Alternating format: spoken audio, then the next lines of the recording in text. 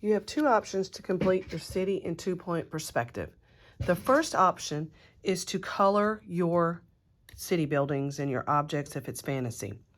To do that, you're going to have to keep in mind that you have to use your ruler.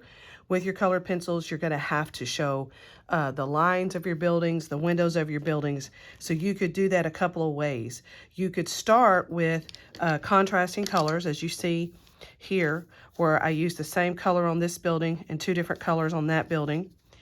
You could just simply show your lines. You're going to want sharp points on your pencils to do this as well, because your pencil that you're drawing with probably has a finer point on it.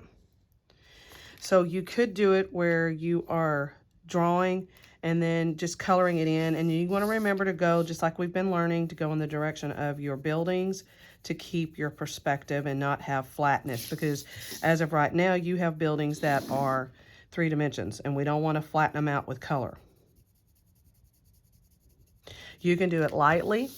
You can do it the way you've been doing it, where it's more heavy with your color, or you can do a light with a line like that.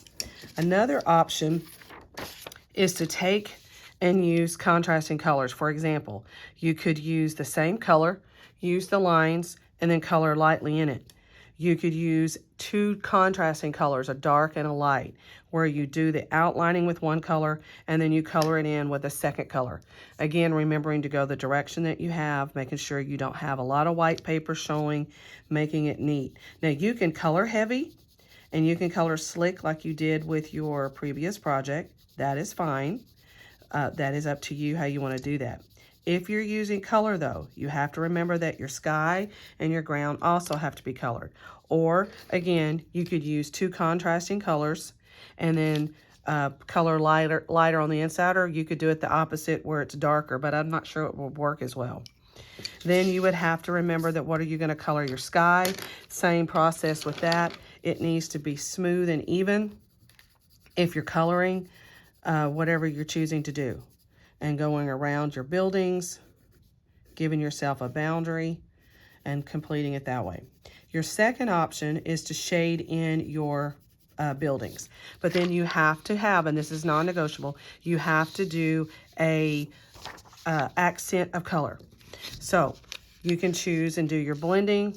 You would do the same exact process where you're shading in with your colors, with your pencils, and then doing your blending stump to smooth things out as you see here. So you could do the same thing that you just saw, where you could do a lighter color and then you could have a darker color. Same thing, you're going to want to outline those edges, give yourself a boundary with your ruler. This one's already been done, so I'm just going to go ahead and apply my value. And then the same process, you have to make it smooth and even when you're doing your shading, because you're just going to use probably the blending technique. Then you're going to have to do an accent of color throughout the work. If you have fantasy, that might better be done with color on those objects. Or you could make those objects all shaded and then accent parts on the building, as in the case here with the window showing. So that's your option. Remember that you have to have them smooth and even.